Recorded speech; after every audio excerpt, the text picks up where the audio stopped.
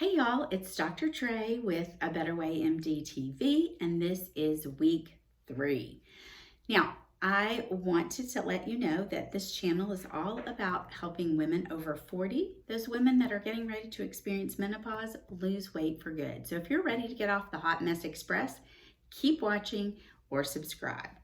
Now, this is week 3, and for week 2, we talked about creating your compelling reason. And I hope you spent some time really diving deep into why you want to lose weight. For most of us, it's to feel better or to look better, and those are great, compelling reasons. But really dig in. Why do you want to feel better? Why do you want to look better? And create that compelling reason that makes you get up every day, motivated, determined, and ready to do the hard work, or like one of my favorite people say, getting in and doing the donkey work. All right, so if you have your compelling reason, write it down. Write it down every day. I know a coach that made her way to 1 million plus just by writing down that she wanted to make $1 million. So write your compelling reason down every day and revisit it if it starts to feel like it's not supplying you with the energy that you need to keep focused on your weight loss. All right, we also talked about journaling in week 1 and in week 2, and hopefully you've had a chance to go back and look at your journal and see if there are foods that might be keeping you stuck at your current weight. And there might be areas where you realize that you're going to need to change. Now, we're not going to change those yet. I still want you to keep recording what you're eating and really get a sense of how you eat and what you eat, when and why. I also want you to start thinking about food in terms of nutrition. What is going to fuel your body the best? And stop thinking about food in terms of good or bad. And I want you to stop thinking of your weight in terms of good or bad. Weight doesn't have a moral standing. It just is a number on the scale. Now, I do want to point out, though, that there are some health risks associated with elevated weight. And let's talk about how we talk about weight in the literature. And that's usually by using a calculation called the body mass index. You can find a table on my website, or you can Google it and figure out what your own BMI is. And in general, we think that a BMI of 20 to 25 is normal.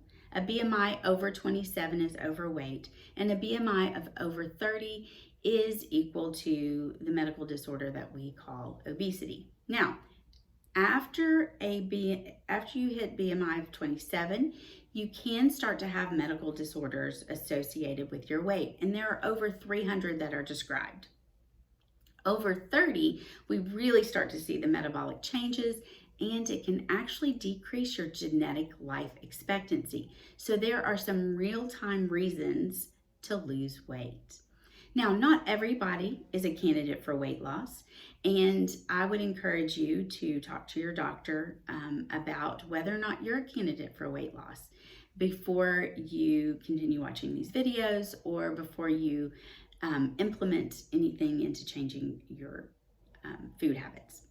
All right, so let me add 2 more things about the BMI. Number 1, remember it's a population, and a population data point, and it doesn't take into account your gender, it doesn't take into account your body type, it doesn't take into account how much muscle you have, it doesn't take into account your genetics or your bone mass. So it's really just kind of a number to gauge with. It's not a hard and fast number. So the second thing that I want to talk to you about BMI and weight is that there's this paradox that we see in obesity medicine, where we do have people that have a BMI of over 30 and they are metabolically healthy. And this may be you, which is another reason for you to talk to your doctor. Now, how much weight do you lose? That's up to you. You can decide to lose down to a normal BMI, but from a medical standpoint, losing 5% of your beginning body weight will make all kinds of metabolic changes. And at 10%, we really start to see that your health improve. So it really doesn't take a whole lot of weight loss to help your health. So that's what I have for you on the science today. And I encourage you to look up your BMI and see if you maybe have some room for change. And don't keep putting moral judgments on your weight. It's really important for you to come to neutral terms with your weight. So this is what I want you to do this week. This is my tip.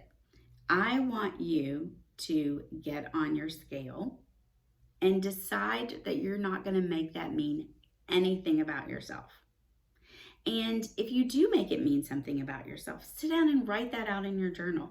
Look at what your brain is telling you your weight means. And if you start hearing negative voices in your head pop up with things like, ugh, you are so overweight, or ugh, you are so lazy, or I can't believe that you hit this weight, I want you to drop all that judgment and look at it and say, okay, today, this is how much I weigh.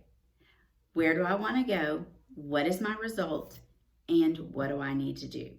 And what do you need to do? You need to learn to look at that scale in a neutral way, and you need to keep journaling. Okay, that's week 3, and I will see you back here at A Better Way MD TV in 1 week for week 4. See you later. Take care.